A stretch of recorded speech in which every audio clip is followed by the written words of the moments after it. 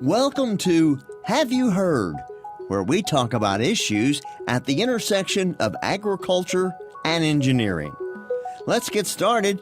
Here are your hosts, Morgan Hayes and Josh Jackson.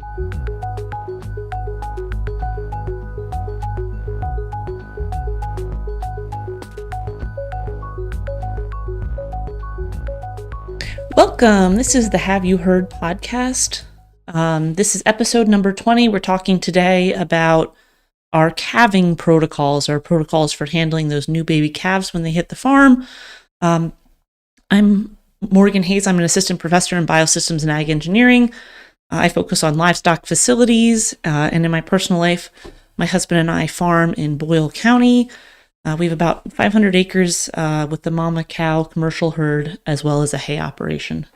And I'm Josh Jackson, assistant professor in Biosystems and Agriculture Engineering, focusing on precision livestock farming.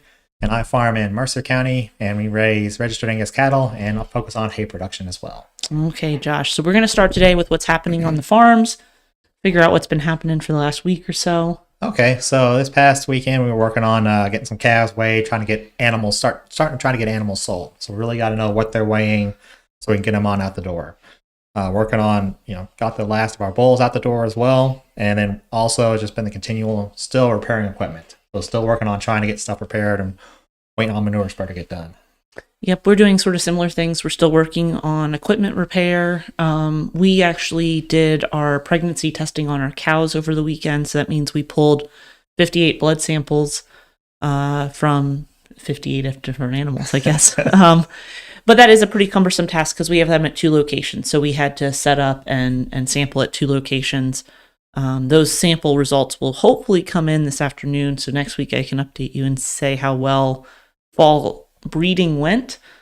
Late fall breeding, I guess, technically through the winter a little bit, but hopefully that went well. At the same time, we are sort of getting ready to do our spring vaccinations. So lots of dynamics, things like that we're really preparing for right now, which, makes sense at this time of year. We're kind of doing a little opposite. We're holding off on our blood testing just so we're going to do everything all at once. So the vaccination, everything, we'll just take care of everything, hit it and knock it all out. That's kind of our goal. So we're still pulling like the 2 cc's of blood from the tail, though. Yep, that's what we're doing as well. Yep, it's a 2 cc draw. Technically, I think they ask for 3, but I think that's because they actually want 2 for the test. And my husband likes to see how much he can pull. No, I'm just kidding. He doesn't really do that, but it does sometimes feel like that because sometimes it just flows and we end up with a full 5 ml syringe just because it's how it pulls out. But other times you fight to get just a 2 or 2.5 to make sure you have enough. Like, they'll figure it out. But we did get those done and we got those samples off to the lab on Monday. So that was really promising. That's quite a bit of work for us to do. And my parents aren't in right now, so it really is 2 of us just generally handling animals. Oh yeah, that's an not an all day long affair, but it's definitely near. It's close to an all day affair. We started at about 11 and we finished at about 6. And my mother-in-law watched the little one on the weekend for us, which was really nice, so that we could get that done. And then we picked him up and we thought we would just do a quick calf check, which we're going to talk about calving and what we do, but. We ended up with a cow that we thought possibly having issues. Feet were out, water was broken. She was moving around kind of uncomfortably. She probably would have had it, but we went ahead and pushed her up. Also not something that's easy to do with the toddler attached to you. So we did get it up. My husband pulled the calf. It was a smaller heifer. It was about 80 pounds. Okay. And so probably would have had it on her own, but that just makes at a certain level when it's getting close to dark and you see that there's something happening and it might be problematic. Sometimes it just makes you feel better to just deal with the issue and instead of trying to hope for the best and then happen to do it all in the dark. Absolutely. It's very hard to do that in the dark. At least the animal needs to be captured at that point. And in this case, once she was up, she was worked up. It was better just to make sure the calf got out because if it gets stuck in there because the cow gets stressed, it takes it longer to stand and nurse, and all of that's not ideal for colostrum, absorption, and all of that. So whatever we can do to make that process better is good. And generally, we don't like to stir them up if we don't have to, but But it gets dark. Yeah, like you said, you have to sometime prepare for if this does go south, you have to be prepared. Exactly. And we were still at a point where we weren't at bedtime and there wasn't a lot of other really negative things happening. So we were able to handle the situation. And that's what we did on Sunday night, which was kind of entertaining. But okay, not what we were hoping for after working 58 animals. It was not our goal that evening, but it's what happened. So. Yep. That's how it goes sometimes. So, yep. So, like you mentioned, you're calving. So what do you do as far as calving? You have a cow that's like getting ready to calve or calving. What's your first priority as she drops it? Yeah, so what we will do actually, we check twice a day. If we have heifers that we're really concerned about, we might even check a third time during the day. But typically, 2 checks a day, as close as we can to 12 hours apart. Depends on sunlight hours. We're not going to... Right. We're not going to check in the dark. It only stresses animals more to throw a lot of headlights at them. So we try to do it, early in the morning after light comes up and then do it again in the evening. Plus with calves hiding in the grass, you can't find them in the dark anyway. Exactly. And it is dangerous. We haven't done it very much, but we once clipped a calf with a truck in a field in tall grass. Yep. And so that's definitely a risk, something to consider before you go out, especially after dark. But even during the day, that can be challenging with tall grass. So certainly not what we're hoping to do during calving season is catch something accidentally that's laying down. So the first thing we do is we do our observations. Usually we can identify things that are close to calving. Not always. Heifers in particular are very hard to guess, but and then if we see something that's calving and the water bag is still intact, but they're in the active process of calving, we'll go away, finish other chores, and come back and check an hour later. Yep. If the water is broken, we will usually observe for a while and then decide if we need to do anything additional or if we can just allow that to happen naturally. In this case, like I said, Sunday night, the decision was made that we were going to pull.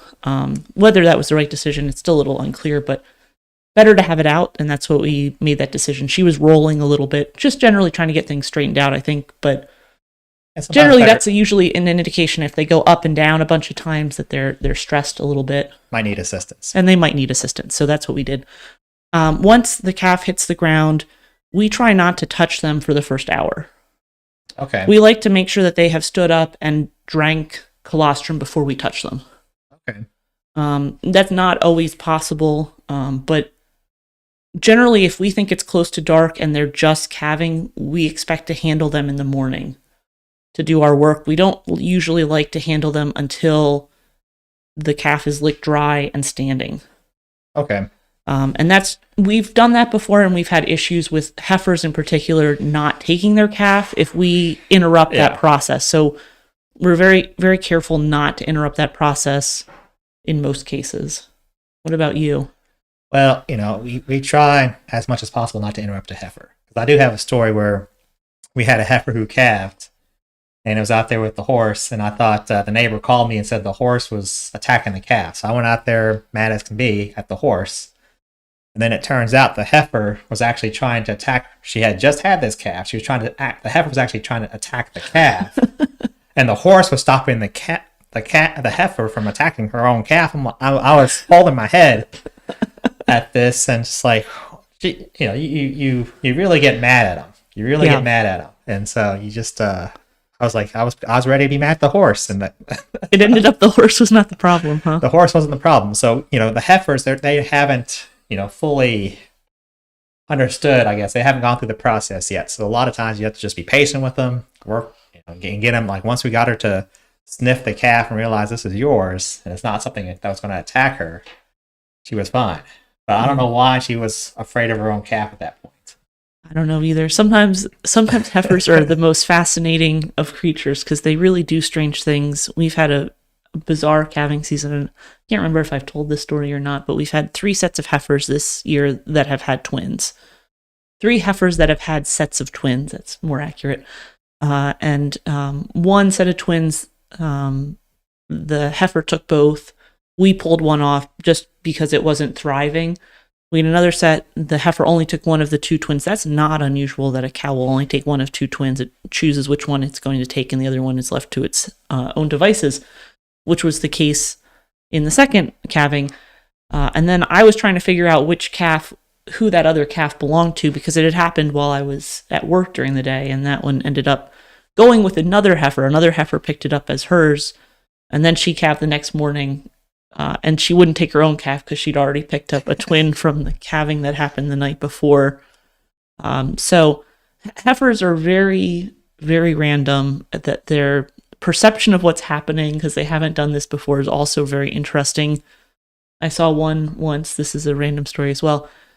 She was calving and she could tell that stuff was coming out of her rear end, but she couldn't see it, so she kept running in circles trying to look at her own butt, trying to see it, and she literally threw the calf. When it pushed out, it flew off to the side because of the centrifugal force occurring.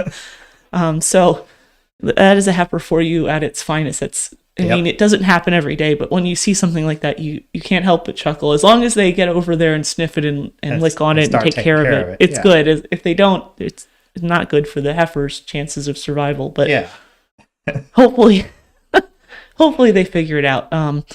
So once you have calves on the ground, ideally you they've stood up and they've nursed, right? That's the goal. If you can get that to happen first. What do you then do in terms of managing that new calf? What do you like to do, say, day one? What information you collect?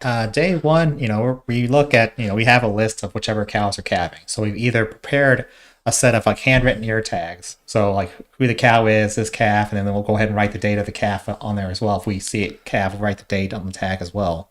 Otherwise, we have a set of tags, whatever the cow's number is. If it's 21, 15, we'll just have 115 or 221. Well, whatever scheme we're using that year. So we'll have a specialized ear tag that correlates, so you can quickly look at the calf and know which cow it goes to. So that would be one thing. So quick identification for the calf. Mm-hmm. And then, right after, so kind of like what you were saying, maybe about an hour or so after calving, but sometimes, if we can hit it, we try to hit it.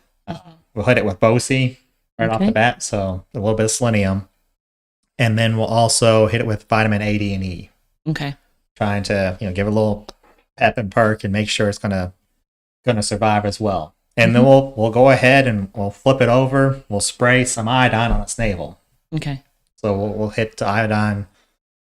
We carry iodine with us on most, pretty much it goes with us when we go out in the field. Okay. So we'll spray iodine as kind of our go-to, because we lost a calf a couple of years ago to navel issue and infection. So we just try to just go ahead and soak it down. Okay. And we'll also take a weight tape. So we'll go measure around the heart girth. And so that'll be our weight measurement, weight estimation for most of the calves. We can't, we can pick them up and kind of get an idea.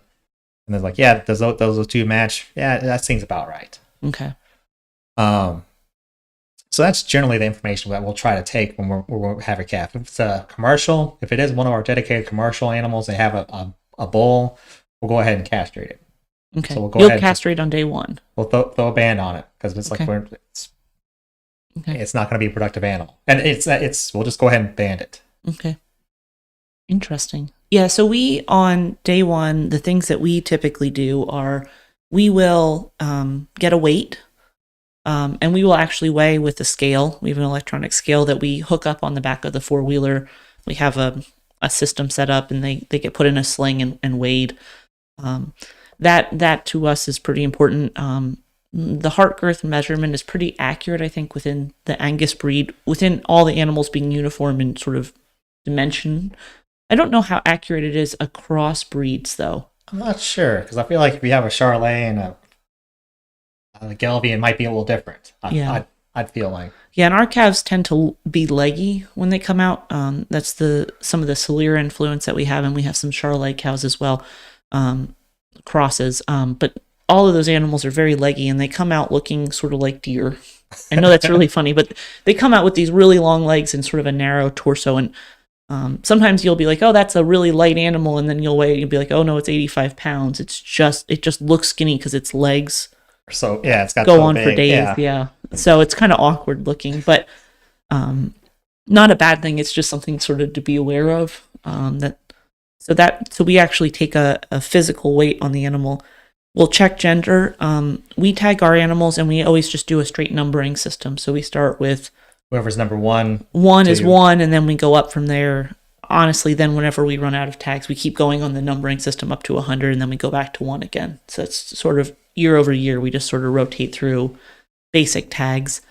We will tag by ear. So we'll tag our females in the left ear because that's our tagging scheme for our adult females, and our males in the right ear. So right off the board, we'll know our calves that are heifers and steers by sex, or what will become steers by sex. We will not actually band until we get them up to work them for the first time. Okay. And that's probably just a low stress type of, just there's enough stress on day one. We don't really worry about it then.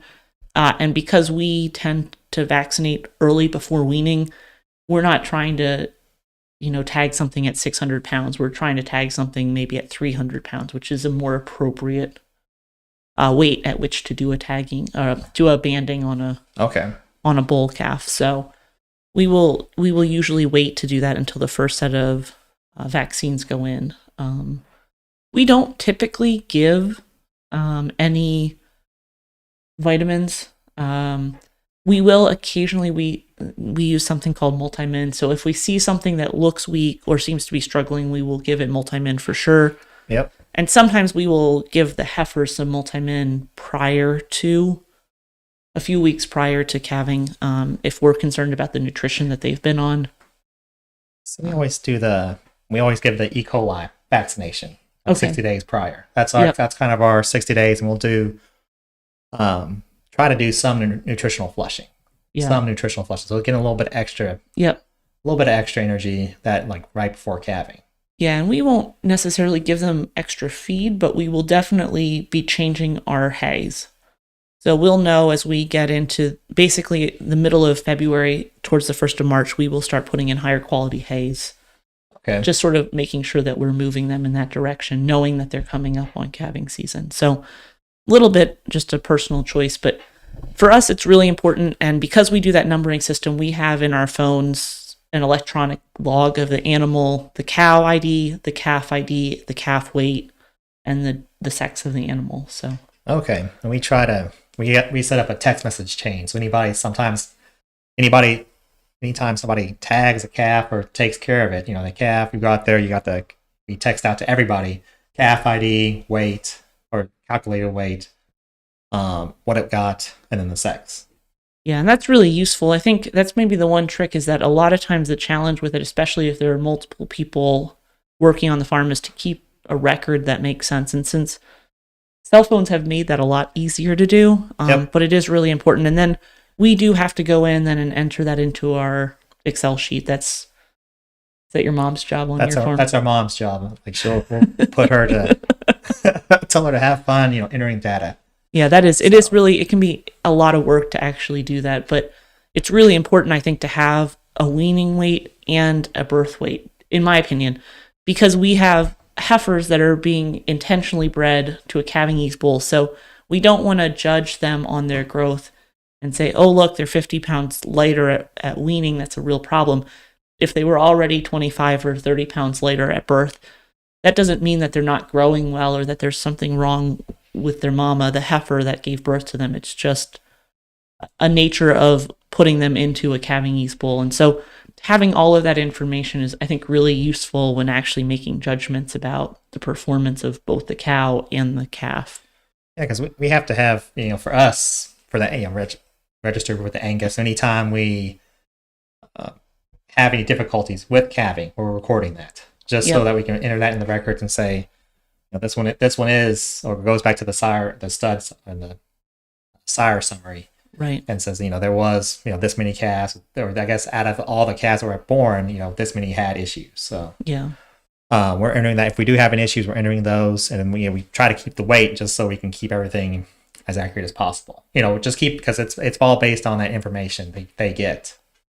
Yeah. Part of your EPDs. So. Yeah. Well, that is important, because if people don't actually do weights and things like that, it's much harder to gauge the effectiveness of the EPD that was given originally and get that to actually become more accurate over time. So having some form of a weight measurement Gives you an idea, because like I said a couple of weeks ago, we had that one that had a 90-pound heifer. Heifer had a 90-pound heifer. Yeah, that's a big heifer out of a heifer. Not what you were hoping for, I'm Not sure. what I was hoping for. I was hoping for 70, 80 pounds. 70, maybe 80. Exactly. So, Yeah, that's sort of our goal, is generally for our heifers to all give birth in the 70-pound range. Sometimes if they have a bull calf, it goes to 80-ish. It's not a huge problem. But as I said, we've had 3 sets of twins. None of them have come over 60 pounds. But that's a lot. That does put us on our year, at least to date. I guess we'll finish up with a little update on how calving season has actually been going here. We are 23 cows into a 35 cow calving season, so 65% of the way there, and that is almost at exactly one cycle on the cows. So 65% of our cows were bred on their first cycle, which is excellent news. Yeah. And we're technically 23 cows in, 25 live calves on the ground right now. So we're 2 up on the season right now. I would knock on this table, but I might knock the computer off. So hopefully everything continues to go well for the remainder of our calving season. For our season, we've had a real challenge this year. We've lost 2 actually. So, wow. And that's, we don't have, you have a fair number of calves. I think we only have 15 that are actually calving. And so it's just been a challenge just with heifers that had threw a big calf. And I had one, she was a cow, and she lost her calf. So it had been a week old. We had that swing this past weekend, but I was like, that shouldn't have affected a calf. Yeah. And so I don't think it was, the cow had a lower udder. Mm-hmm. And so I think she was just at her time. We thought we were taking care of her, supposed to be monitoring, and then come back the next day and the calf is gone. Yeah. So, and they didn't see any scour issues. So it's not like we were seeing issues with scours, and because we would be actively managing for that. Yeah, it is. It's kind of tricky. Sometimes we lose calves. But you definitely want to sort of keep track of why that's happening. And then, I mean, that's a reason to cull a cow, is that it is just generally something that happens as cows get older. Their udders tend to break down. That's the terminology for it. And it just means that the muscles aren't as strong. And it starts to fall, and as it gets lower, it's harder and harder for the calves to actually sit underneath it and get their head to turn up so that they can actually drink the milk the way they need to. So, and sometimes they've had mastitis and they look like they have full udders, but they don't actually have a lot of milk in there. As they get older, they can have some scar tissue that's also a little bit misleading. Yep.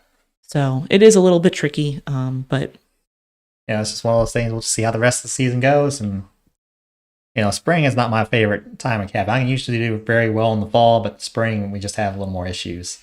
Yeah, we tend to have better breeding in our fall group, and also calving tends to be a little bit easier to manage in the fall group. It's drier then, there's less mud.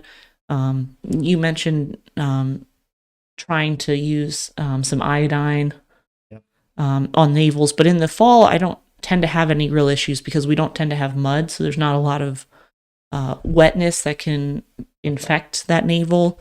Right. Where in the spring you have to be really careful about making sure that there's dry places for animals to lay down, especially those brand new calves. We do have hay barns, and we actually have one of the barns that we use for our hay for these animals, and that barn is emptied now, and so there's an area for them to bring calves in when we have really nasty weather like we did this weekend.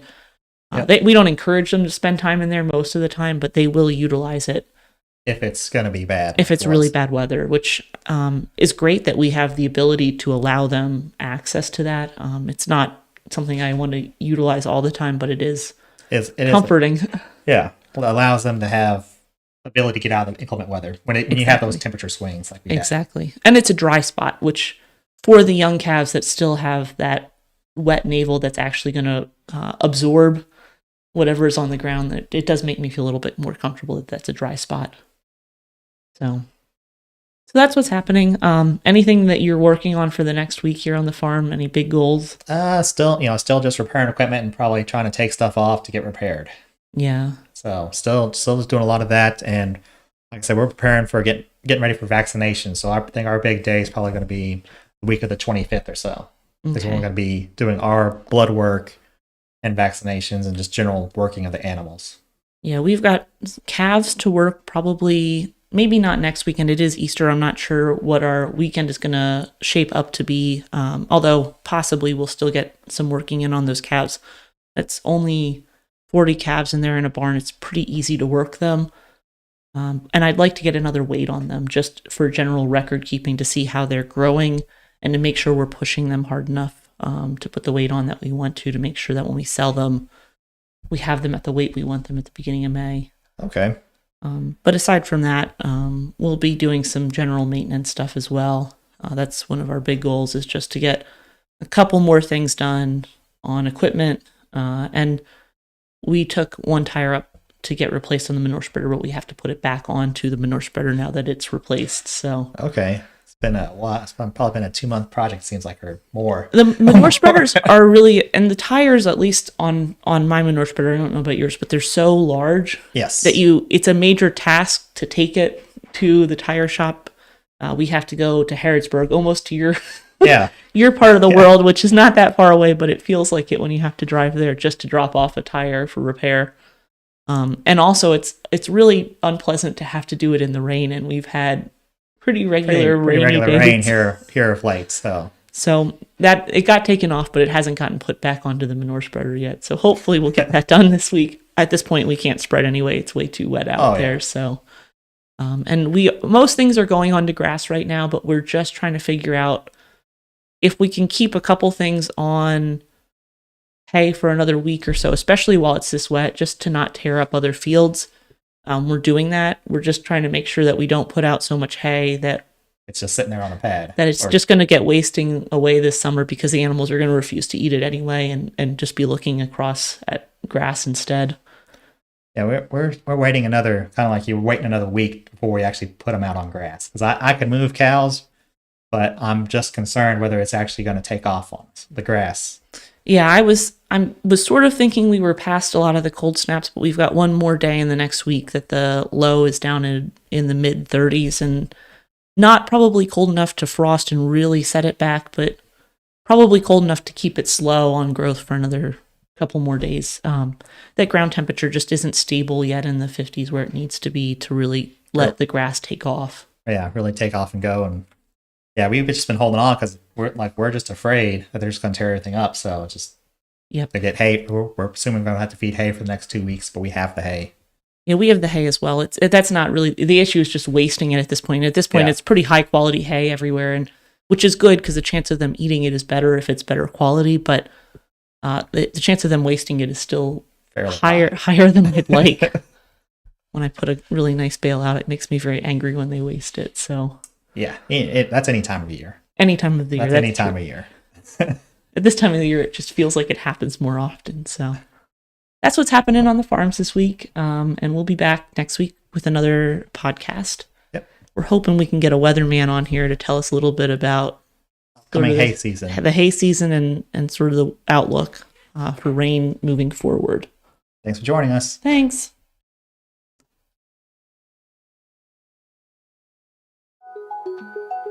Have You Heard is a production of the University of Kentucky College of Agriculture, Food and Environment, along with the Department of Biosystems and Agricultural Engineering.